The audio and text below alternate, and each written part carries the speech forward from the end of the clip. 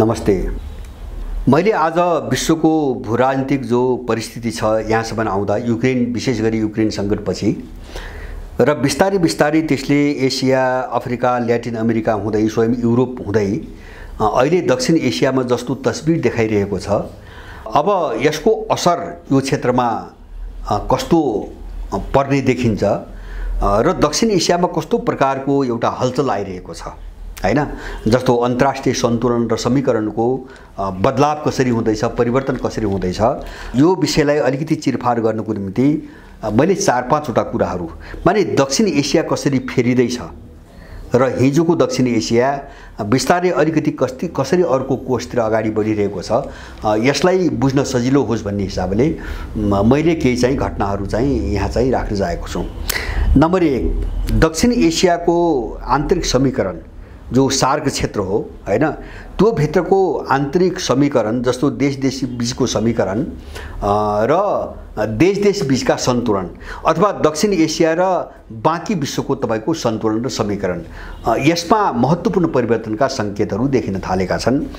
जस्तो एउटा घटना के देखिएको छ भन्छ भने उज्बेकिस्तानमा, मध्य एसियाली देश उज्बेकिस्तानमा साङ्घाई सहयोग सङ्गठनको चाहिँ तपाईको बैठक हुँदैछ हैन। अर्को बैठक यो 22 सालको बैठक हुँदैछ, जहाँ चाहिँ पुटिन, सी जिङपिङ, इन्डियाबाट मोदी लगायतका, इरान लगायतका थुप्रै देशहरूबाट प्रतिनिधिहरू चाहिँ जम्मा भएका छन्। त्यो चाहिँ अहिलेको विश्वको जो युक्रेन सङ्कटपछिको एउटा महत्त्वपूर्ण मात्रै होइन कि धेरै हदसम्म भावी विश्वको एउटा तस्बिरलाई स्पष्ट पार्ने एउटा महत्त्वपूर्ण चाहिँ घटना हो भन्ने मलाई लाग्छ। अब यसको पूर्व सन्ध्यामा यो साङ्घाई सहयोग सङ्गठनको यो बैठकको पूर्व सन्ध्यामा 1 हप्ता अगाडि यो क्षेत्रमा साह्रै महत्त्वपूर्ण एउटा घटना भयो।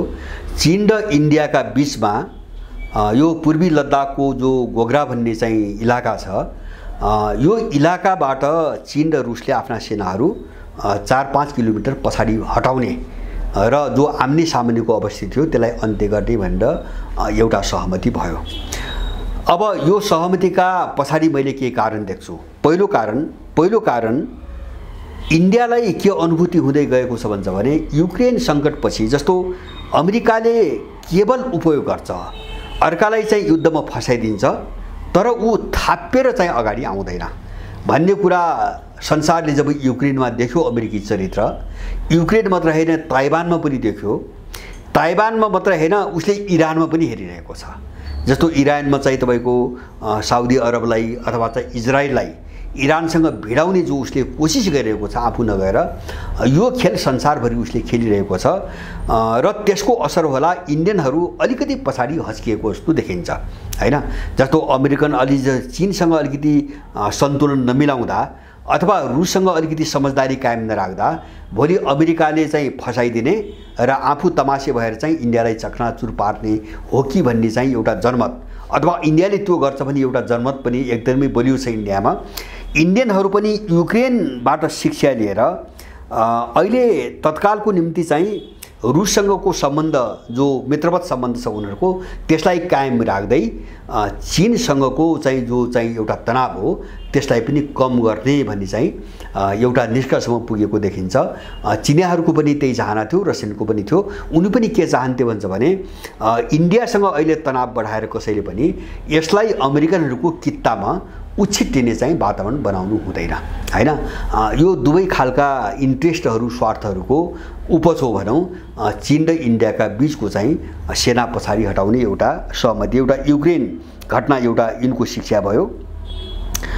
अर्को चाहिँ तपाईको यसले जस्तो चीन र इन्डियाका बीचको यो सहमतिको पछाडि अर्को के चिजले काम गरेको मैले देख्छु भन्छ भने अब रुसमाथि जो प्रतिबन्ध भरे नि पश्चिमाहरूले, त्यो प्रतिबन्धमा नेटोसँग सम्बद्ध देशहरूभन्दा विश्वको बाँकी कुनै पनि देश छैन।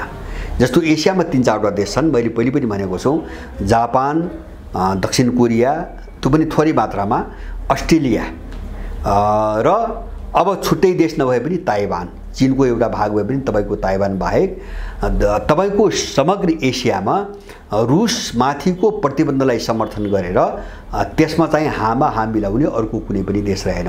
एसिया रुसको विरुद्धमा गएन, अफ्रिकाको एउटा पनि देश गएन, ल्याटिन अमेरिका अथवा चाहिँ मध्य अमेरिकाको कुनै पनि देश गएन। त यसको असर दक्षिण एसियामा परिरहेको छ हैन। त्यसकारणले दक्षिण एसियाको कुनै पनि देश यसको विरुद्धमा जान सकेन र अब यो विश्वको जो सन्तुलन समीकरण बन्दै गयो नि यो युक्रेनको घटनापछि यो समीकरणमा दक्षिण एसियाका देशहरूले अलिकति चाहिँ पश्चिमाबाट आफूलाई अलिकति बाहिर राखिकन रुससँग सन्तुलन मिलाउनु पर्ने तपाईको पक्षमा गए। त्यसको निम्ति चाहिँ चीन र चाहिँ इन्डियाका बीचमा एउटा सहमति जरुरी भयो। किन भन्छ भने इन्डिया एउटा के बाध्यतामा पनि पर्यो भन्छ भने रुस र चीनका बीचको सम्बन्ध कटाउन सक्ने अवस्था छैन हैन। किन अहिले पश्चिमासँगको लडाईँमा मुख्य गठबन्धन भनेकै रुस र चीनका बीचको गठबन्धन हो। अब चीनसँग दूरी बढ्दा इन्डियाको सम्बन्ध अन्ततोगत्ता इन्डियाको सम्बन्ध रुससँग पनि सिद्धिन्छ नै, त्यो त इन्डियाले पनि बुझ्या छ। त्यसकारणले गर्दाखेरि त्यसलाई जोगाउनुको निम्ति पनि एक खालको चाहिँ पोजिसन बनाएर बस्नुपर्ने भयो। त्यसकारणले दक्षिण एसिया यो युक्रेनको घटनापछि पश्चिमी दुनिया बाहेक अझ प्रष्ट शब्दमा भन्छ भने नेटोसँग सम्बद्ध मुलुकहरू बाहेक विश्वको कुनै पनि देश रुसमाथि लगाएको प्रतिबन्धको पक्षमा उभिन मानेन हैन। अब त्यसको असर दक्षिण एसियामा पर्यो र त्यसले चीन र रुसलाई अलिकति चाहिँ एउटा समझदारी बनाउने वातावरण सिर्जना गर्यो। दोस्रो, अब तेस्रो कारण मैले भने अहिले सांघाई सहयोग संगठनको बैठक चलिरहेको छ, यति बेला यसको निम्ति एउटा वातावरण बनाउनु पर्ने भयो। किन इन्डिया र चीन भनेको त्यसका संस्थापक र निकै महत्त्वपूर्ण देश, ठुला देश जस्तो रुस र चीन, ब्राजिल र इन्डियन भनेको संसारका सबैभन्दा ठुला देशहरूमा पर्ने। अब त्यो सांघाई कोअपरेसन अर्गनाइजेसनको एउटा जो सम्मेलन हो त्यसलाई सार्थक बनाउनुको निम्ति, त्यसको वातावरण राम्रो बनाउनुको निम्ति पनि चीन र इन्डियाका बीचको यो तनाव हो यसलाई कम गर्नुपर्ने आवश्यकता थियो।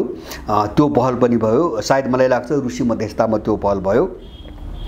र अर्कोतिर चाहिँ इन्डिया र चीनलाई यो दिशामा अर्को केले ल्यायो भन्छ भने यति बेला जस्तो पाकिस्तानमा कु गरायो, इन्डियाले कु गरायो, के अरे अमेरिकाले कु गरायो, कु गराइसकेपछि अहिले सायद चाहिँ त्यो रसियनहरूसँगको सम्बन्धबाट इन्डिया अलग अब हुन सक्दैन भन्ने निष्कर्ष निकालेरै हो अमेरिकाले पाकिस्तानमा कु गरायो, सेना प्रयोग गर्यो र इमरान खानको सत्ता तपाईँको हटायो।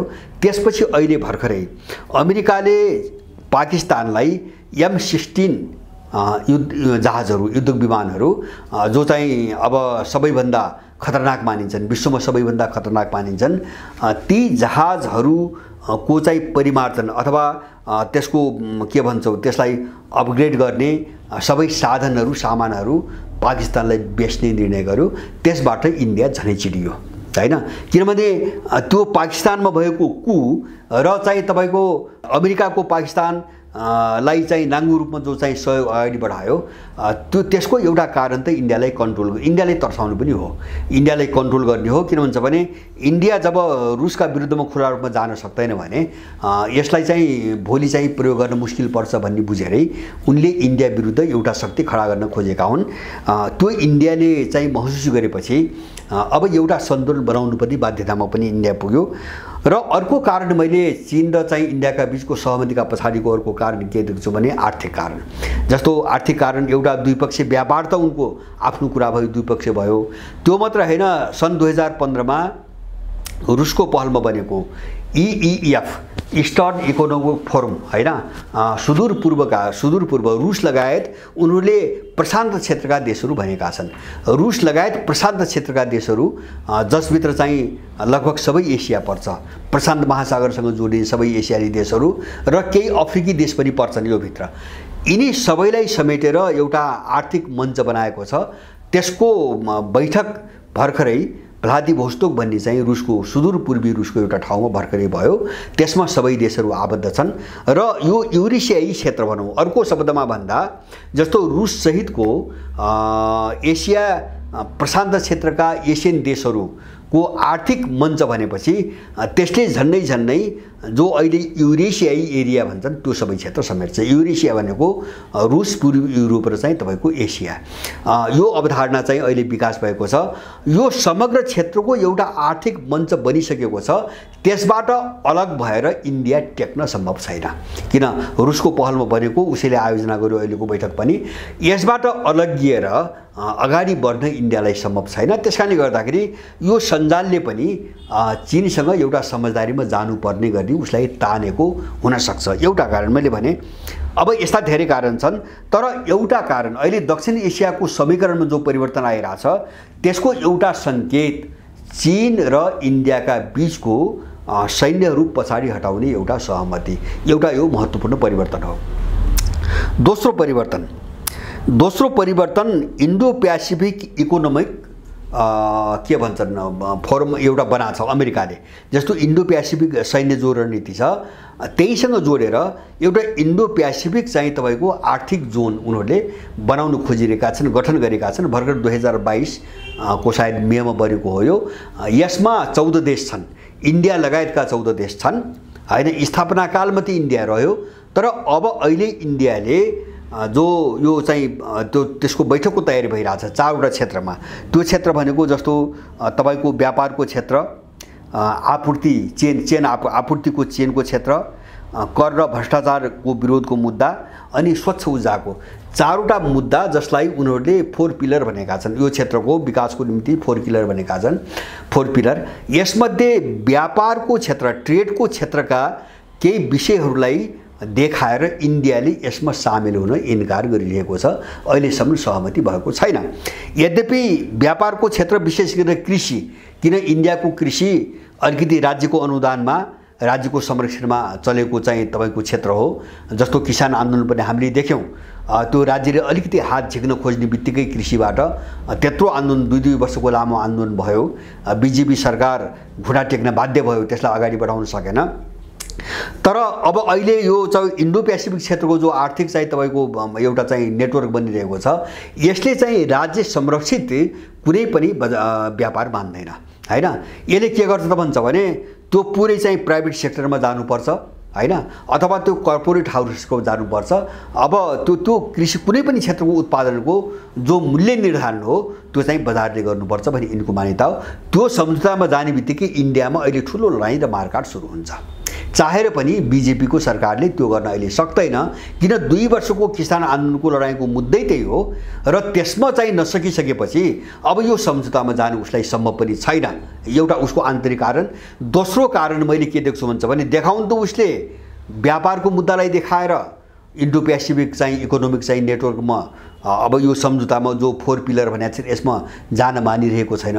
तर यसका पछाडिको अर्को कारण उसले नभनेको तर चाहिँ भित्रको वास्तविक कारण के हो भन्छ भने यसमा जाने बित्तिकै अहिले जो युक्रेनलाई लिएर ध्रुवीकरण भएको छ नि यसमा चाहिँ तपाईँको रुस भट्किन्छ हैन।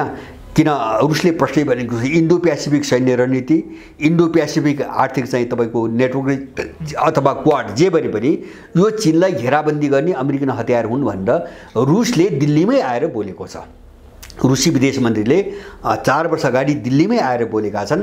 आर्थिक चाहिँ यिनको चाहिँ नेटवर्क पनि त्यही हो, उनीहरूले त्यो कुरो प्रष्ट रूपमा भनिरहेका छन्। त्यसकारणले गर्दाखेरि अब त्यो झनपछि झन् जस्तो क्वाडलाई पनि त्यो रसियनहरूकै दबाब, सायद रसियनहरूसँग सम्बन्ध बिग्रन्छ भन्ने डरले पनि हो र अर्कोतिर चिनिया चाहिँ घेराबन्दीको डरले पनि हो। जस्तो क्वाडलाई पनि मिलिटरी गठबन्धन बनाउने भन्ने कुरामा इन्डियाले सहमति जनाएको छैन हैन। यसलाई सुरक्षा सम्बन्धी विभिन्न चिजहरू सुझाव सरसल्लाह मद्दतको आदान प्रदानको हदमा त हामी गयौँ, तर यसलाई सैन्य गठबन्धनमा परिणत गर्ने पक्षमा हामी छैनौँ भनेर इन्डियाले औपचारिक रूपमा मानिरहेको छैन। र अहिले यो IPEF भनेर जो चाहिँ एउटा नेटवर्क अमेरिकाले बनाएको छ यसमा इन्डियाले हस्ताक्षर गर्न मानिरहेको छैन र स्थिति त्यति जटिल भएर गइरहेको छ अहिले यो क्षेत्रको समीकरण।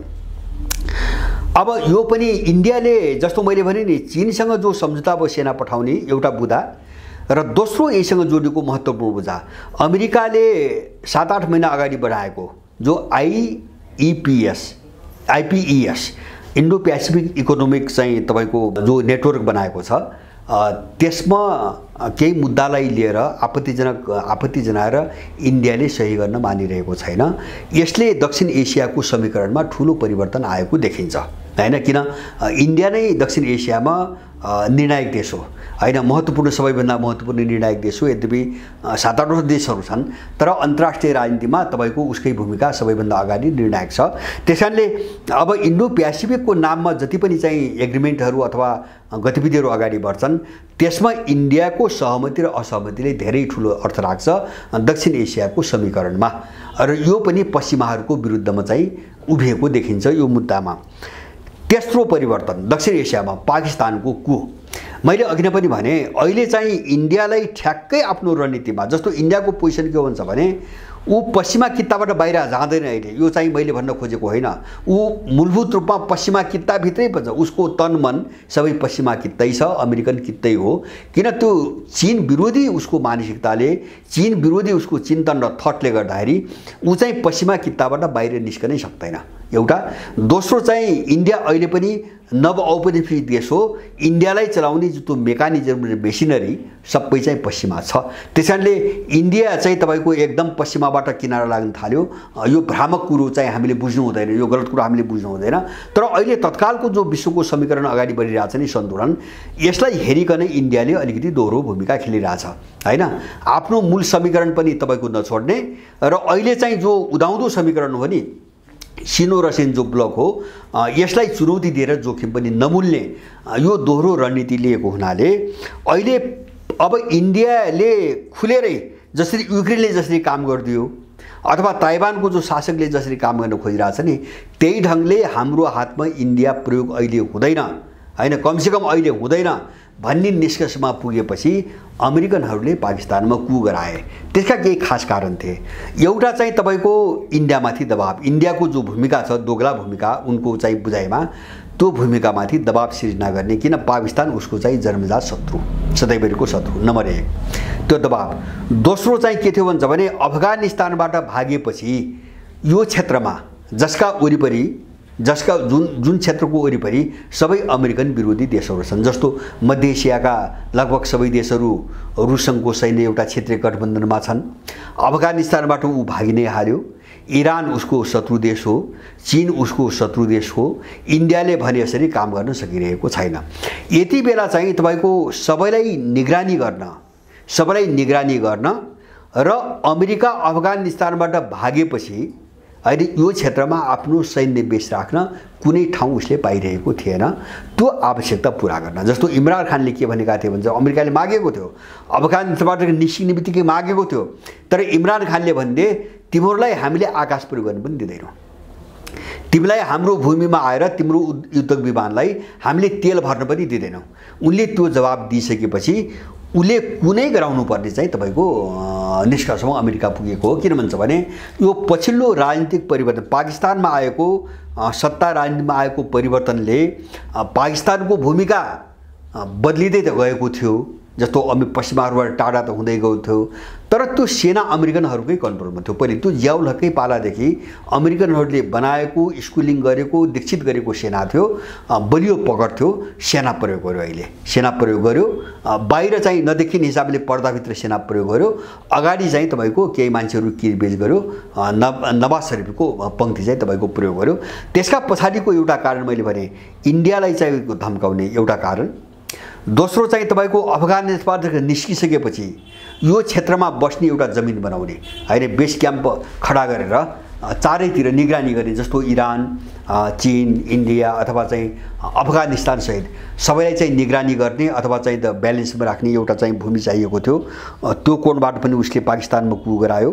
अर्को कुरा चाहिँ तपाईको उसको के थियो भन्छ भने पाकिस्तानसँगको चीनको जो आर्थिक जोन भन्छ नि, चाइना पाकिस्तान इकोनोमिक करिडोर भन्छन्, त्यसलाई बिथोल्नु छ हैन, त्यसलाई बिथोल्नु छ। किन त्यो चीनको महत्त्वपूर्ण लगानी हो, धेरै ठुलो प्रोजेक्ट हो, त्यसलाई त्यहाँबाट तपाईको गिजोल्ने, त्यही गिजोलेर धेरै हदसम्म पहिले नै, अहिले मात्र हैन, त्यहाँका केही पृथकतावादीहरू जो पाकिस्तानबाट अलग हुन खोजिरहेका छन्, जस्तो बाल्टिस्तान, उत्तरको बाल्टिस्तान क्षेत्र, दक्षिणको बलुचिस्तान, यो दुई ठाउँमा चाहिँ मान्छेहरूलाई भट्काएर किनेर चिनियाहरूमाथि आक्रमण गराउने, मान्छे मार्नेका कामहरू त पहिलेदेखि अमेरिकाले गराउँदै आएको थियो हैन। त्यहाँका चाहिँ पृथकतावादीहरू उनीहरूले गर्दै आएका थिए र अब अहिले सरकार नै कन्ट्रोल गर्न सक्ने हो भने त्यो चाइना पाकिस्तान इकोनोमिक कोरिडोरलाई पुरै बन्द गराउन सकिने आशामा अमेरिका छ। त्यसको निम्ति कु जरुरी थियो उसलाई। अब त्यसपछि तपाईको अर्को एउटा महत्त्वपूर्ण मान्छेले धेरै चर्चा नगरेको तर मलाई लागेको अमेरिकनको एउटा रणनीति के देखिन्छ भन्छ भने सभ्यताको कोणबाट एसियालाई कसरी जस्तो एसियाका जो महान सभ्यताहरू हुन् यिनलाई चाहिँ अलग टुक्रामा चाहिँ खण्डमा छुट्याएर सिंगल हान्नेर सिद्ध्याउने एउटा बडो चाहिँ गुड रणनीति पश्चिमाहरूले अपनाउँदै आएको छन्। जस्तो मैले चाहिँ पाकिस्तान र अफगानिस्तानलाई अमेरिकनहरूले कहिले पनि नछोड्नेको एउटा कारण के देख्छु भन्छ भने उनीहरूले त्यहाँ बीचमा बसेर जस्तो चाहे अफगानिस्तान होस् चाहे पाकिस्तान होस् त्यहाँ बीचमा उनीहरू बसिदिए भने अब एसियाको इस्लाम सभ्यता भनेको पश्चिम एसिया हो। पश्चिम एसिया बाँकी एसियाबाट अलग-थलग हुन्छ। त्यसकारणले उनीहरूले पश्चिम एसियालाई एकदम अलगावमा पारेर आक्रमण गरे। जस्तो हामीले देख्यौं नि तपाईको इराकमाथि आक्रमण, लिबियामाथि, सिरियामाथि, इरानमाथि प्रयास जति पनि देख्यौं नि त्यो ठ्याक्कै अफगानिस्तानमा बसेर हैन त्यो भूमिबाट चाहिँ तपाईको भौगोलिक रूपमा एउटा खण्ड छुट्याए, पश्चिम एसियालाई एउटा खण्ड बनाए, एसियाको सम्पर्कबाट बाहिर लगे उनीहरू।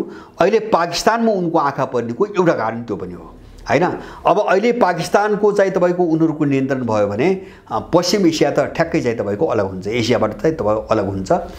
एउटा उनको त्यो रणनीति र अर्कोतिर उनको त्यही सभ्यता र धार्मिक सांस्कृतिक कोणबाट उनको अर्को रणनीति वैदिक सभ्यता, यो हिमालय दक्षिणको वैदिक सभ्यता र उत्तरतिर फैलिएको बौद्ध सभ्यतालाई अलग गर्ने अर्को उनको रणनीति छ। मैले बाहिर दिएका अन्तर्वार्तामा धेरै पटक भनेको छु कि त्यो रणनीति अन्तर्गत अहिले उनीहरूले उनको घोषणापत्र, उनको दस्तावेजहरू हेर्ने हो भने, मिसनरीहरू, इसाई मिसनरीहरूका डकुमेन्ट्सहरू हेर्ने हो भने त्यसले के भन्छ भने सिलगढीलाई चाहिँ मुख्य बेस बनाएर, उनको मुख्य बेस सिलगढीमा छ, त्यहाँबाट उनले दुईटा रुट बनाएका छन् क्रिश्चियनिटीको, इसाईकरणको निम्ति। एउटा रुट नेपाल भएर आन्छ र यो पश्चिमको हिमालय रेन्ज जो चाहिँ हिमालयसँग जोडिएको जो बस्ती छ, आदिवासीहरूको जो बस्ती छ त्यसको सबै इसाईकरण गर्ने।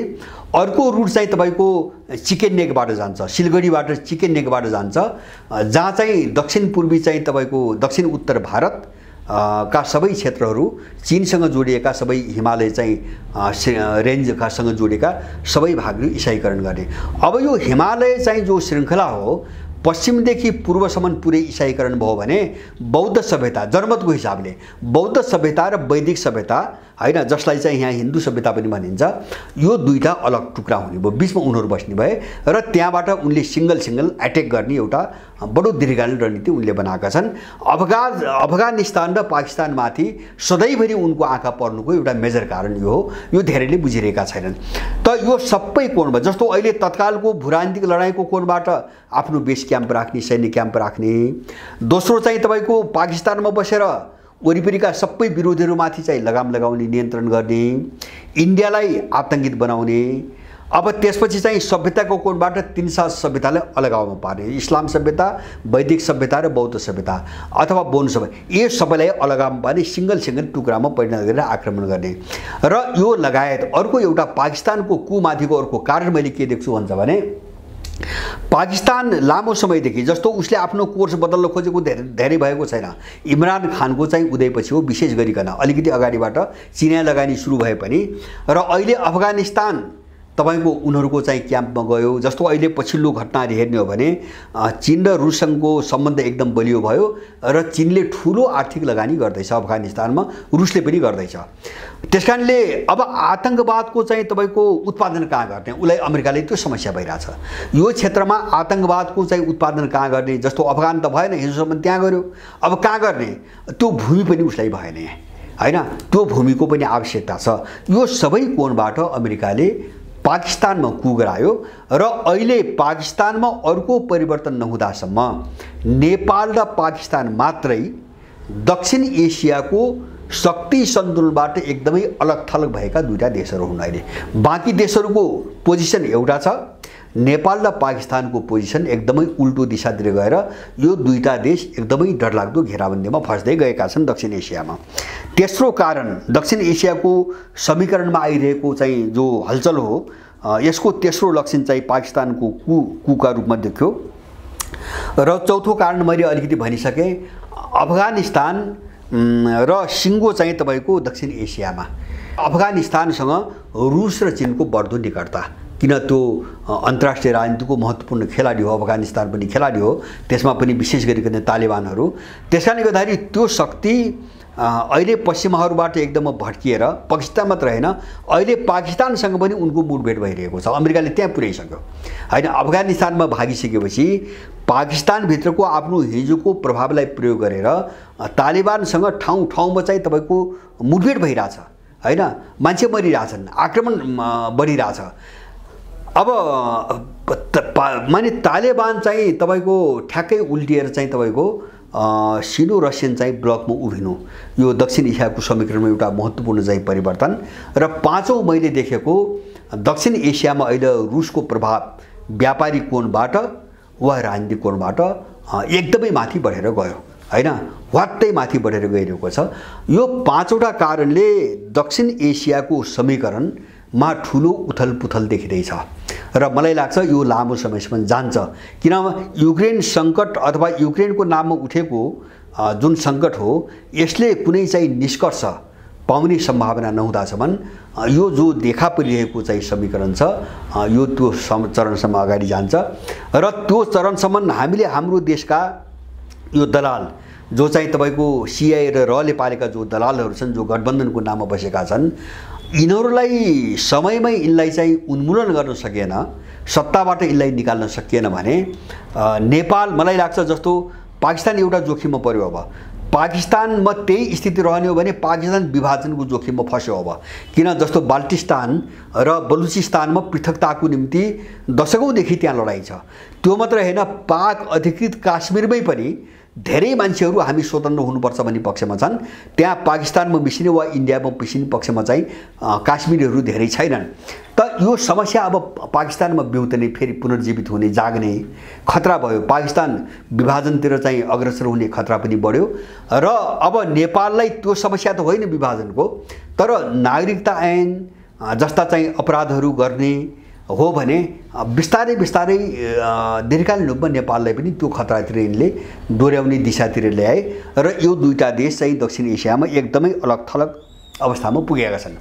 अब यो त भयो अहिले टोटल चाहिँ तपाईँको अन्तर्राष्ट्रिय समीकरणलाई हेर्दाखेरि देखिएको चित्र। तर अब यसको अर्थ के बुझ्नु हुँदैन भन्छ भने यो सर्लक्कै चाहिँ यसरी अगाडि बढेको रहेछ भन्ने बुझ्नु हुँदैन। यो त मूलभूत अन्तर्राष्ट्रिय समीकरणलाई हेर्दाखेरिको चित्र बन्न थालेको तस्बिर भयो। अब यहाँभित्र ठुला अन्तर्विरोध पनि छन्, जस्तो दक्षिण एसियाभित्र पनि यहाँभित्रका शक्तिहरू एक आपसमा खेलिरहेका छन्। जस्तो त्यसमा केही समस्या छन्, केही जस्तो हम्मन टोटाको हामीले देख्यौँ, चिनिया जो एउटा जहाज गयो, इन्डियाले आपत्ति जनायो, श्रीलङ्का विरोध गर्यो, आउन नदियो भन्यो, त्यो जासुसी जहाज हो, इन्डियाका धेरै सेना बटुल्छ भन्यो, तर इन्डियाले रोक्न सकेन।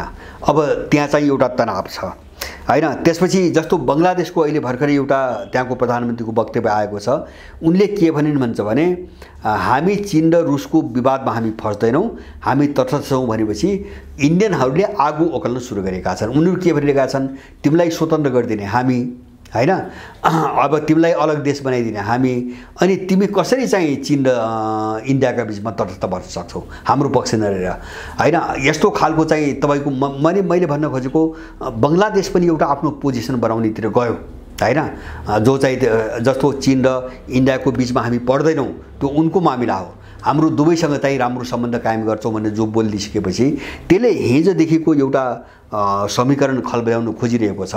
त्यस्तै एउटा महत्त्वपूर्ण घटना 2021मा भयो, सायद यो चाहिँ तपाईँको भुटान र चीनको बिचमा एउटा सीमा सुल्झाउने, दुई देशका बिचको जो सीमा समस्या छ त्यसलाई सुल्झाउने भन्ने एउटा रोड म्याप बन्यो, जो इन्डियालाई रोड म्यापमा एमओयू भयो होइन, एउटा प्रारम्भिक समझदारी भयो।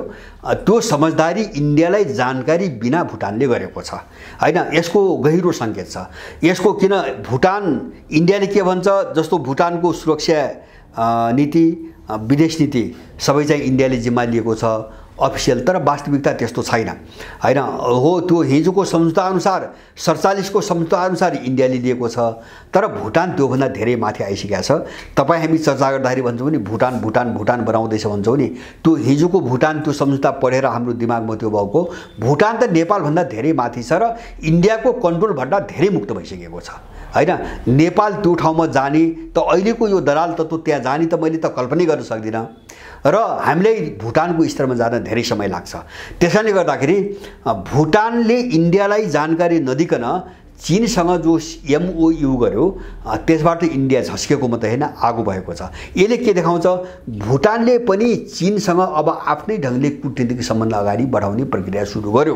किन म इन्डियाको दासत्वमा मात्रै बस्न हुँदैन, मैले बाहिर संसारमा आफ्नो सम्बन्ध अगाडि बढाउनु पर्छ, त्यसको सङ्केत हो यो क्षेत्रमा आइरहेको आपसमा आइरहेको चाहिँ उथलपुथल। अब त्यस्तै तपाईको मालदिप्समा हैन, मालदिप्समा इन्डिया विरोधी ठुलो लहर चलेको छ। किन इन्डिया संरक्षित भन्थे उनीहरूले, इन्डिया विरोधी ठुलो लहर ठुलो जनमत छ त्यहाँ। त्यो जनमत चाहिँ तपाईको जस्तो इन्डियामा जो मुस्लिमहरूका विरुद्धमा चाहिँ मोदीको सत्ताले चलाइरहेको छ त्यसको ठुलो असर मुस्लिम राष्ट्रमा परिरहेको छ, त्यो मालदिप्समा पनि देखिन्छ। र अर्को चाहिँ आन्तरिक रूपमा चाहिँ जस्तो यहाँभित्र भएकै देशहरूभित्रको नेपालको अलगाव, नेपाल चारैतिरबाट पिसिँदैछ अब हैन। मैले भने जस्तो नागरिकतामा इन्डियनहरूले चाहिँ तपाईको गर्दन समातेका छन्। अब चाहिँ उनको सेनामा नेपाली भर्ती गर्ने भनेर नाङ्गो रूपमा सरकारी तहबाट निर्णय गरेर नेपालभित्र आएर उनले आफ्नो सेनामा नेपाली भर्ती गर्ने सम्मको निर्णयमा उनीहरू आइपुगे। उनले त्यसरी गाँजिरहेका छन् हैन। अब चाहिँ चीनबाट पनि त्यही दबाब छ। जस्तो अहिले चिनिया नेता जो आए उनीले पहिलो पटक शेरबहादुर देउबा तपाईको सरकार बनेपछि पहिलो पटक अहिले BRI को शब्द लिएर त्यससँग सम्बन्धित सम्झौताहरूलाई अगाडि बढाउने भन्ने एउटा सहमति भएको छ। त्यो पनि यिनीहरूमाथि दबावकै नतिजा हो, यिनले चाहेको होइन। त मैले भन्न खोजेको अब कतै चाहिँ जस्तो आपसमा विरोधहरू चाहिँ विरोध अन्तर्विरोध र प्रतिस्पर्धा पनि छन् दक्षिण एसियाभित्र भन्छन्। चीन र चाहिँ तपाईको इन्डियाका बीचमा, इन्डिया र भुटानका बीचमा, अथवा चीन र पाकिस्तानका बीचमा, पाकिस्तान र इन्डियाका बीचमा, अथवा अफगानिस्तान र पाकिस्तानका बीचमा, यस्ता चिजहरू पनि छन् आपसमा भित्र। एउटा यो आन्तरिक दायरा भयो हैन, स्थानीय अन्तर्विरोधहरू भए। तर अर्को एउटा तपाईको एउटा समीकरण छ जसले ग्लोबल चाहिँ तपाईको समीकरणको प्रतिनिधित्व गर्छ। त्यसमा चाहिँ दक्षिण एसिया एक ढिक्का हुँदैछ। मैले भन्न खोजेको स्थानीय तहमा अन्तर्विरोधहरू पनि छन् व्यापक रूपमा। मलाई लाग्छ ती समाधान अहिले हुँदैनन्, तिनीहरू उग्र पनि हुँदै जालान्। तर चाहिँ अन्तर्राष्ट्रिय ग्लोबल चाहिँ तपाईको समीकरणमा दक्षिण एसियामा नेपाल र पाकिस्तान बाहेक सबै देशहरू एक ठाउँमा छन्। यो परिदृश्य हामीले अहिले देखिरहेका छौँ। र मैले निष्कर्ष दिन खोजेको के हुन्छ भने दक्षिण एसियाले आफ्नो रूप बदल्दैछ। वैश्विक कोणबाट हेर्दा, विश्वको भूराजनीतिको कोणबाट हेर्दा दक्षिण एसियाले आफ्नो रूप बदल्दैछ, आफ्नो रङ बदल्दैछ।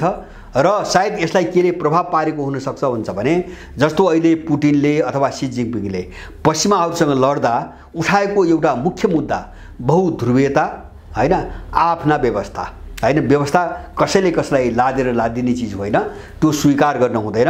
आफ्नो इन्ट्रेस्ट अनुसार आफ्ना समीकरण बन्छन्, आफ्ना गठबन्धन बन्छन् हैन। आफूलाई फाइदा हुने चिज हेर्ने हो र द्विपक्षीय सम्बन्ध भनेको सबैको हित अनुसार हुने कुरा हो। कसैले कसैमाथि जबरजस्ती गर्न पाइँदैन, त्यो स्वीकार गर्न पनि हुँदैन। अब यस्ता नाराहरूले विश्वलाई धेरै ठुलो असर गर्दैछ र यस्ता नाराहरूले जस्तो शक्ति राष्ट्रहरूले यिनी मुद्दा उठाइदिँदा कमजोरहरूको मनोबल उठिरहेको छ। किन भन्छ भने एक हो अमेरिकन र युरोपियनको पिछाइमा जो दुनियाँ थियो नि, विश्व व्यवस्थाका नाममा उनका सिद्धान्त, उनका विचार, उनको मूल्य मान्यता लाद्ने, नलादेपछि नमानेपछि कु गरिदिने, सत्ताबाट फ्याँक्दिने, मारिदिने, आक्रमण गरिदिने, जो अत्याचार यिनले गर्दै आएका थिए र त्यसको विरुद्धमा मान्छे बोल्न नसकेर जो उकुस मुकुसबाट अगाडि बढिरहेको थियो, त्यो सबैले मुख खोल्ने वातावरण पाएको छ र त्यो दिशातिर कदम अगाडि बढाउने वातावरण पनि पाएको छ। दक्षिण एसियामा आउन थालेको एक खालको जो पश्चिम विरोधी सेन्टिमेन्ट हो, छोटकरीमा यसरी बुझौँ अहिलेलाई, यो अभूतपूर्व छ र यसले चाहिँ तपाईको यो समग्र क्षेत्रको चाहिँ एउटा समीकरणमा ठुलो प्रभाव पार्दैछ भन्ने चाहिँ मलाई लाग्छ। हस्, धन्यवाद।